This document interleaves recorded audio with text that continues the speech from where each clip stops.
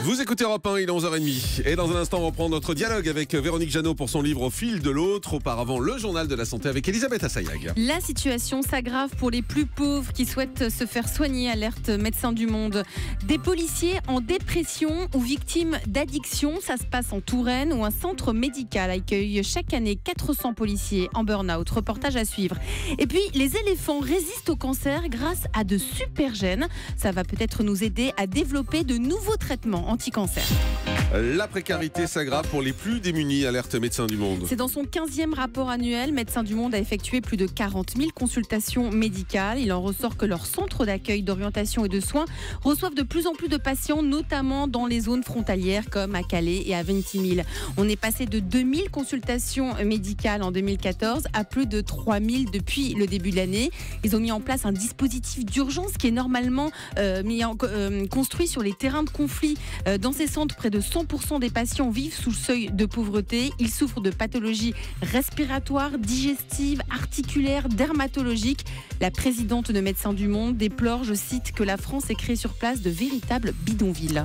En Indre-et-Loire, un cocon pour soigner le mal-être des policiers. Un centre médical accueille en Touraine chaque année 400 policiers en burn-out. Oui, des policiers en dépression, victimes d'addiction. Le Premier ministre a annoncé plusieurs mesures à l'occasion d'une conférence de presse commune avec la garde des Sceaux. On sait que ce qui avait déclenché ce mouvement de colère des policiers, c'était l'agression d'un d'entre eux en Seine-Saint-Denis, très grièvement blessé par un prisonnier en cavale. François Coulon, notre correspondant d'Europe 1 dans l'Ouest, s'est rendu dans un centre médical en Touraine qui reçoit chaque année 400 policiers en burn-out. Vous allez les entendre, ce sont des témoignages rares. Depuis les attentats de janvier et le renforcement du plan Vigipirate, le centre du Courbat fait le plein. Ils sont actuellement une cinquantaine. Beaucoup ont subi un burn-out, comme Luc, affecté à la BAC, en région parisienne. C'est quasiment tout le temps les mêmes qui reviennent à chaque fois. Ça épuise. À quoi je sers ? Je les arrête, mais derrière, qu'est-ce qu'il y a ? Il y a tellement de travail. L'épuisement, ça m'emmenait loin. J'ai failli faire une bêtise. À un moment, on n'en peut plus. On peut plus gérer. Il faut tout le temps être sur le qui-vive. J'ai tenu le coup, et puis à un moment, on peut pas. Au bout d'un moment, c'est fini, quoi. On pète un plomb, on peut plus. Gabriel vient, lui, du nord de la France, 28 ans de maison et une pression devenue insupportable dans son commissariat. Demande, c'est du chiffre, avec des horaires complètement miteux.